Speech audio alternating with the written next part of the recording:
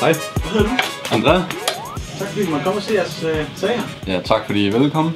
Hvor er vi henne? Lige nu der er vi i min kammerats garage, og i Næsby, Odense. Sådan. Og du har knaldet længe?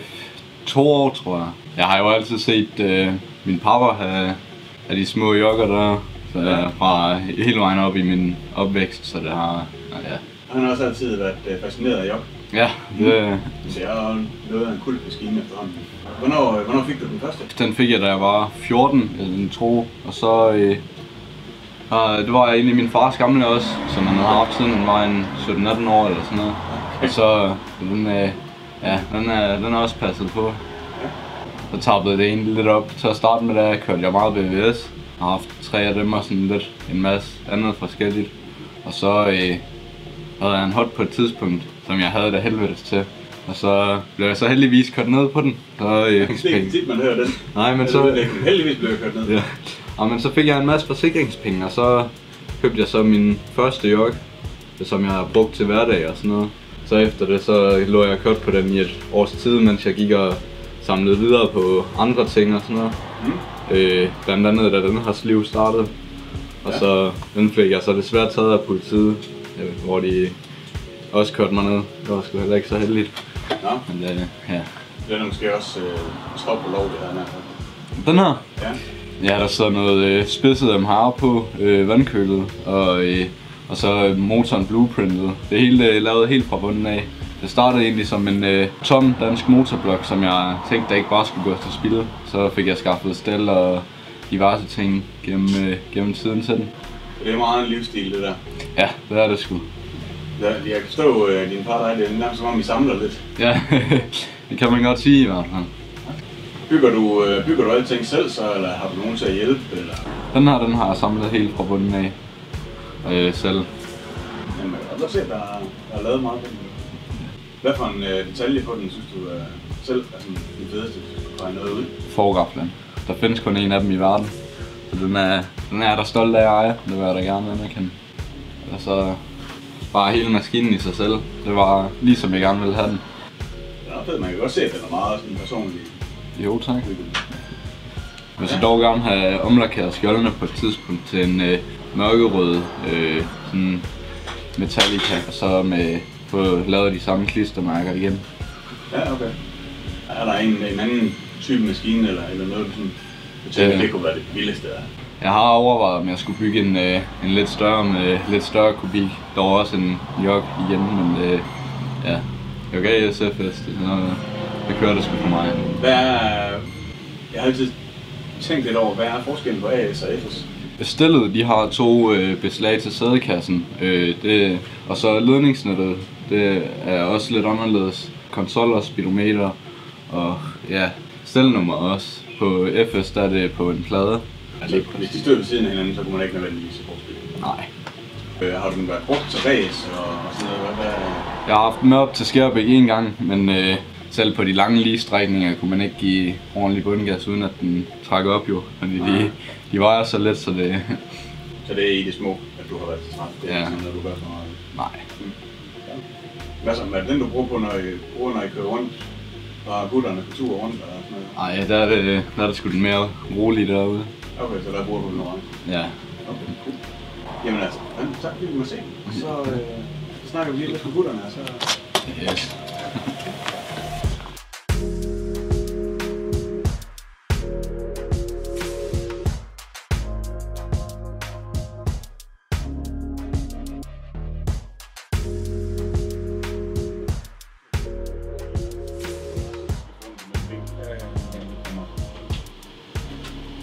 Hvad hedder du? Vi hedder Donny. Donny? Ja, D-O-N-N-I. Fed. Det var spørgsmål. Donny, hvad kører du på? Jamen, jeg kører på den her Glier Stalker, Glier Storker, hvordan man udtaler det. Har du haft den længe? 3 måneder nu, eller sådan noget. Okay, så det er lidt over. Ja. Jamen, jeg købte den sådan, som den står nu, og så sad der noget andet udstillingværk på, og sådan lidt. Og så røg stemplet på den, og så ville jeg gerne sådan bruge den lidt mere til hverdag, så nedklædede jeg lidt på udstillingen, og satte lidt mindre dyser i, og sådan lidt, så jeg kunne køre på den til hverdag, så den ikke larmte og brølte så meget. Ellers har jeg bare købt den sådan der. Hvad opsætning sidder der på? putte ind i high speed variator, og med også i fly clutch, og med også, hvad hedder den, fly clutch koblingsklokke, jeg ved ikke om den hedder det. Wingbell. Wingbell, det er den hedder. Og så sidder der STX Sport Pro på, og så en lidt overkill til mit udstilling, så sidder der en 23 mm CP på, med sådan en Cito Plus. Men førhen der så der C16 på, men jeg har så valgt at nedgradere sådan, så det ikke larmer så meget. Og så har jeg lige smidt en D6 V-Force membran i, så det er bare spiller. Du snakkede om før, at du har haft en del maskiner. Hvor startede du? Det startede med at lære at sove. Så kom min far og vækkede mig. Jeg skulle lige komme ud i brygger, så stod der sådan en fin Honda SFX Repsol. Rimelig. Jeg siger, det må være 30 smager på toppen, og så nede i sølet, hvor du er. Nej. Det er toppen. Det er et sted, ikke? Den stod sådan rimelig original med sportstune. Så stod den med 70 sk med Losse Sport, og en 17,5 og så med Losse Multivar og en GG, så det var sådan, det var passende. Så kørte jeg på den i en del måneder, så blev jeg sgu lige taget på politiet der.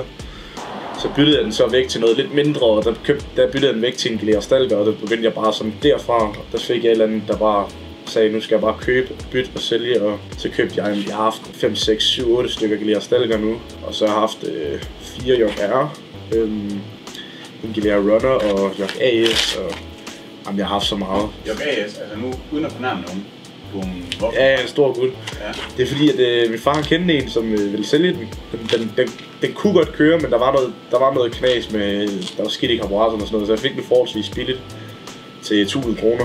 Ja, okay. Og så... Folk nu om dagen vil jo blande sig med den. Ja, jamen det var et godt køb. Så smækkede jeg 2300 i den, og endte med, at den stod fuldstændig spot on som en suttet bolde, nyt skjoldsæt og nylakeret fælge, nye dæk og nye bakker hele vejen rundt og nyt stempel og hele muligheden der. Og så solgte jeg den sådan forholdsvis billigt i forhold til, hvad den stod. Jeg fik 6300 for den, så. Men ja, jeg kørte sgu ikke så meget på den, fordi 2,3 meter det var en rimelig stor. Ja, til en York AS. Det dugter, når du kører rundt med tunnelerne. Ja, det er lige før. Det duede sgu ikke. Og så ville jeg også gerne lige indkassere de penge, der jeg havde brugt på den. Ja, okay. Så det er du sådan en, der køber og sælger lidt op hele tiden. Ja. Nu har du haft mange maskiner. Kan du sådan komme ind på, hvad der sådan har været fedest at have? Ja, det var den SFX Repsol der.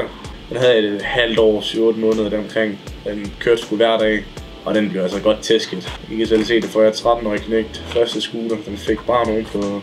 Før den her havde jeg egentlig Runner. New Runner. Det er helt klart den bedste scooter, jeg har haft. Også fordi at størrelsen, og så holdt den bare. Altså den holdt bare til alt. Så det er runneren, der hos dig tager det? 100%. Det er komfort. Det er komfort. Stor scooter. Du ved, det er den der ingrediens X. Du kan ikke lige sådan helt smage. Umami. Ja, det er sådan en... Jokmester der. Ja. Det skal jeg nok. Bare lave ud.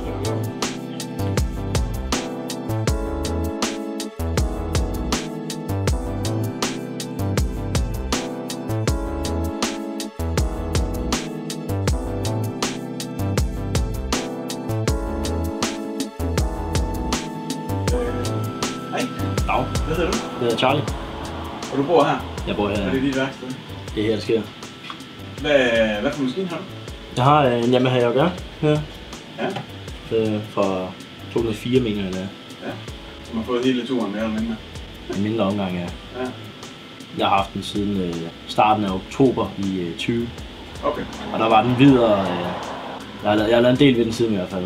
Var den også sådan med køler og alt? Nej, der var RR-køler på.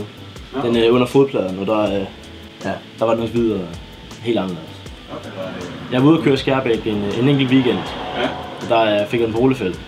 Ja. Og så der var det lidt skuffende. Nå. 14,4 heste. Okay. Det er meget skuffende.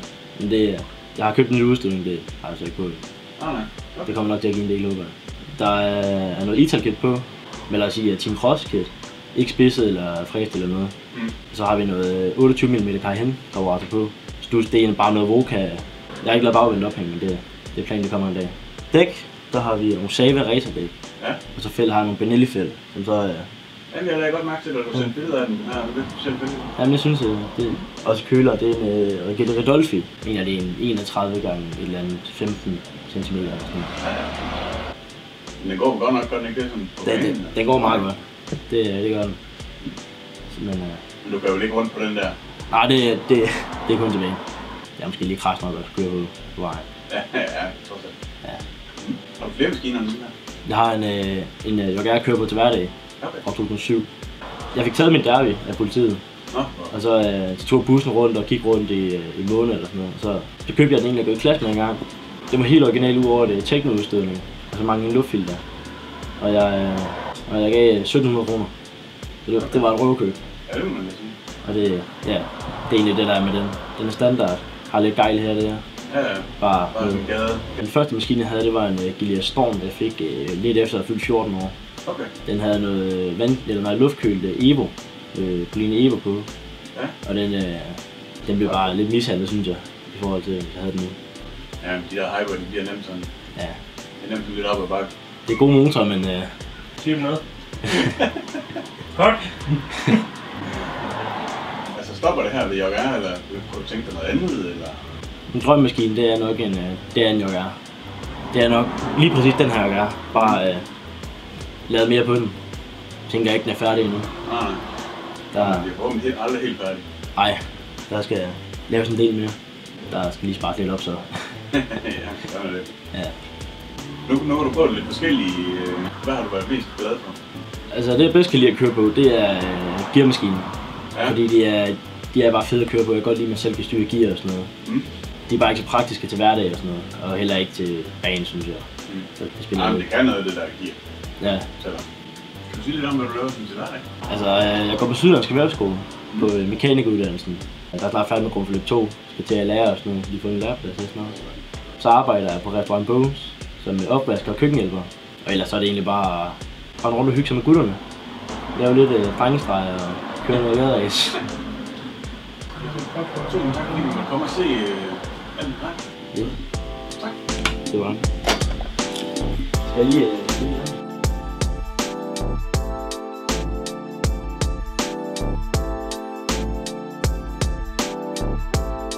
Hej. Hej. Og velkommen til os. Tak. Hvad hedder du? Jeg hedder Mads. Jeg er 17 år. Til hverdag der går jeg i 10. klasse her i Odense, men det er jeg så færdig med nu. Og det er din jog, den der? Det er min jog, ja. Det er så min 5. jeg har haft nu. Og du har bare holdt ved jog altid, eller hvad? Ja, så lige i starten der havde jeg da en hot. Den havde jeg så lige i 2 måneders tid. Og så tænkte jeg, så var det der scootergøjl ikke lige så meget længere. Og så gik der lige en måned eller 2, så fik jeg mig en stærker. En Gilia Storm, ligesom Donny også har. Den byggede jeg op fra bunden af sammen med en af mine venner. Sådan et projekt. Og så fik jeg byttet mig den til en lille jog. Så lige siden da, så har jeg egentlig bare holdt mig til jog. Så jeg har haft et par jogger og et par lille jogger. Det kører bare. Okay. Og hvordan, du laver selv det hele på dem, eller? Ja, for det meste, ja. Så nogle gange så er jeg lige et par venner over på besøg, og sidder vi og ruder i det sammen. Men for det meste, ja, så er det mig selv. Den er komplet standard i motoren. Den er faktisk lige blevet nyrenoveret for en 500-600 km siden. Så det hele det er standard. Krumtapper, selv gearingen er også standard fra den originale af. Så den kører også kun 60 uden skive, men jeg har så skive i også, så den kører en 40 på toppen eller sådan noget. Okay. Og så er altså bare lige en kopi af den originale udstødning på bare sådan en standard original. Ja. Men ja, ellers er den fuld standard. Okay. Har du haft nogen, der sådan har været tunet helt op, eller har du altid holdt det sådan rimelig standard? Den første Jog AS jeg havde, den kørte nok en 110 på toppen eller sådan noget. Og det var Moody heller ikke lige så glad for. Sådan en fik jeg også lige bygget standard. Den kørte så bare en 60-70 stykker der. Så købte jeg en vandkølet projekt af en af mine venner med MHR på, og ITEL-kit og OR-kit og en R1400 udstødning. Så den rendte også godt. Og så til sidst havde jeg ikke lige penge til at skulle bygge den op, så måtte jeg sælge den i det hele. Så jeg bare beholdt den her siden. Ja, den bliver bare gemt godt væk i garagen, når jeg får bil. Jeg har også fået et par høje bud på den. Jeg bliver ved med at få nye, der skriver til mig, om de ikke må købe den og sådan noget. Så, men jeg kan sgu ikke få mig selv til det. Nej, men det er også nemt at lade sig frisk. Så jeg har sgu været meget tilfreds med min Yamaha her. De har sgu altid bare kørt uden problemer, så det har jeg også bare ved med at holde mig til. Så det er sgu nogle fine maskiner. Så sikkert. Fedt. Jamen, tak fordi du måtte se din maskine. Ja, selv tak.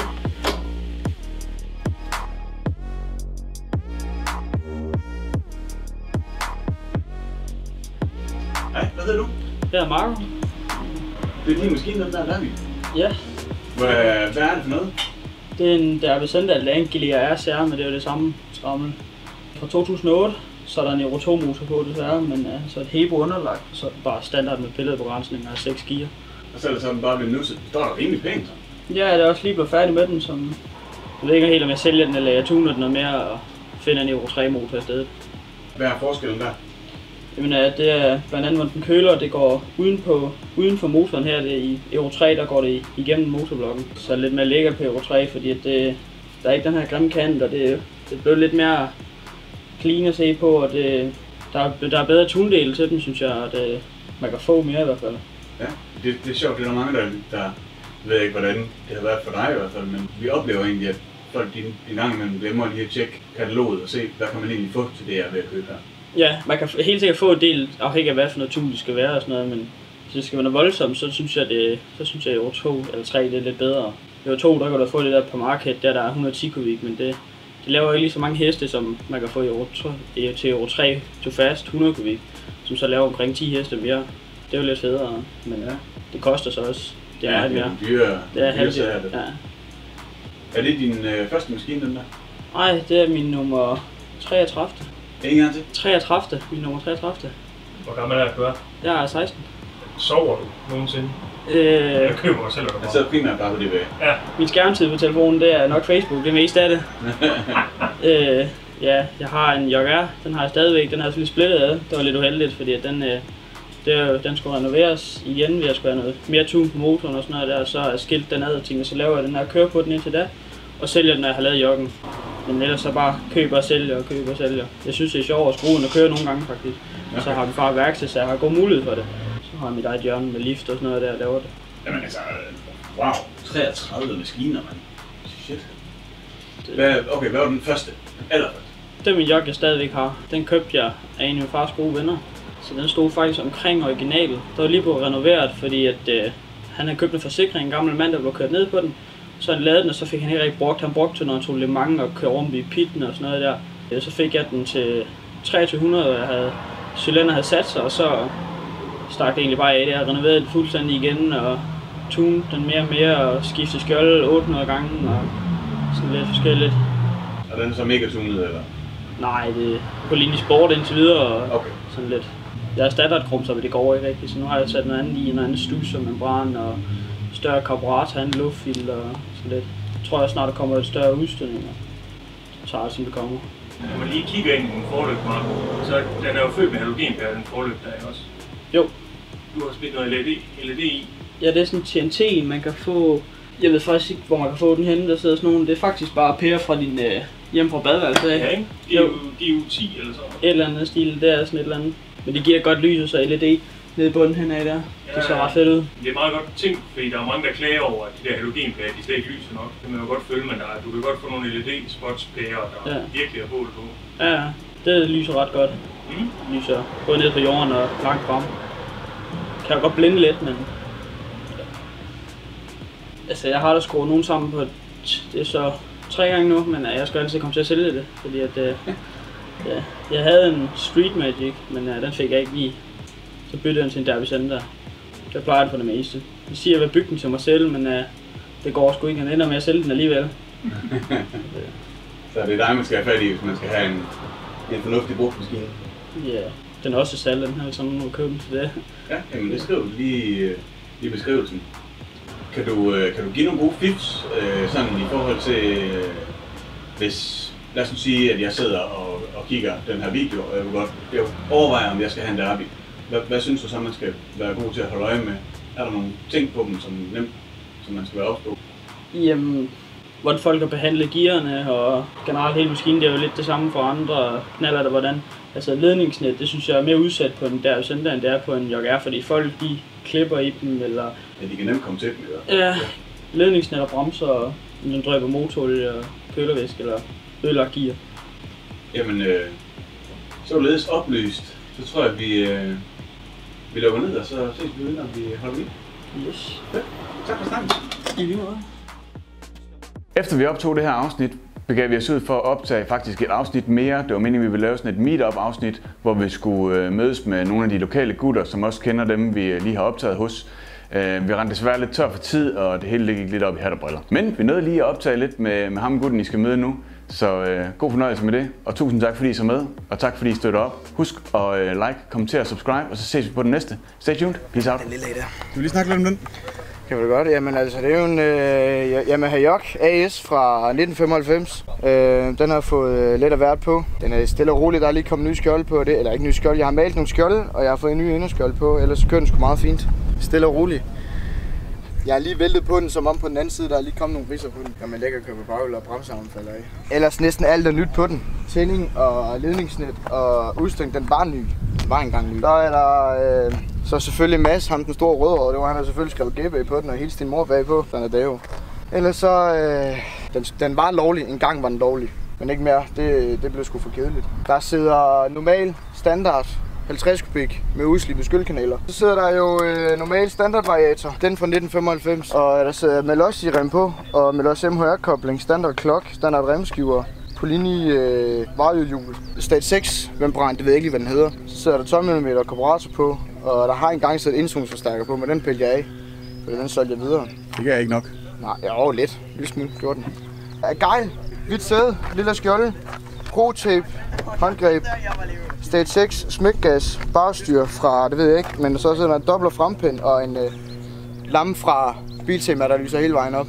Der er smæk på. Og så for at være lidt mere på den originale side, så sidder der bremsbakkerne foran og bagpå. Det er også dem fra 1995. Altså de er aldrig blevet skiftet? De er aldrig blevet skiftet. Og de fejler ikke et skid. De piver lidt, men det er meget, de bremser. Og det er gode nok. Ellers sådan meget fint. Blinklys virker også på den, de sidder deroppe. Ja, jeg lægger brugt som hverdagskørsel. For jeg har haft alle mulige andre scooter. Så blev jeg taget af politiet på et tidspunkt på min mega tunede scooter. Så sagde min far, den sælger vi. Så fik jeg en Yamaha Aerox i bytte for den. Så byttede jeg med Aerox for den der. Og så har den bare været der lige siden. I et halvt års tid nu. Jeg bare ligger og fis rundt på den. Det er meget lækkert. Nu ved jeg godt, at far man ikke vil have, så køber man tune mere. Men altså, jeg har tænkt mig at sætte noget 70 kubik på den. Fordi den er sgu begyndt at blive lidt sløvet i optræk. Og cylinder, det er også det standard for 3KJ cylinder. Så der skal noget 70 kubik på. Og en større stødnummer får jeg på, for den er stadig for lille i røven til mig. Ja, jeg skal bare noget 70 kubik på den og noget større karburator, tænker jeg. Så kører den. Hvis vi har chance for det, så hver dag efter skole, eller så helst i weekenderne, så kører vi lange ture som. Så har vi en gruppe, hvor vi skriver, gutter, er I friske på en tur i dag? Så skriver vi deltager eller deltager ikke. Så skriver vi mødested og tidspunkt, så kommer folk bare, hvis de har lyst. Vi er 200 medlemmer i vores gruppe nu, den er sådan stadig rimelig ny i vores gruppe. Så vi ligger bare og kører ture frem og tilbage, alle gutter det her. Altså vi plejer at være mange flere end det her. Og der er rimelig mange, altså de fleste scootere der er her, på de steder vi har her. Det er jo normalt jogger og derbyer og hypermotorer som stalker og alt det der. Det er jo normalt det vi lægger og kører rundt på. Eller så bare stille og rolige ture. Lægger og kører lidt på baghjul, det ved jeg godt man ikke må, men lægger og kører lidt på baghjul og hygger os. Har et godt selskab og godt sammenhold og snakker skide godt sammen med alle gutterne og ryger nogle smøger og drikker nogle bajer og det skal der også være plads til. Meget lækkert.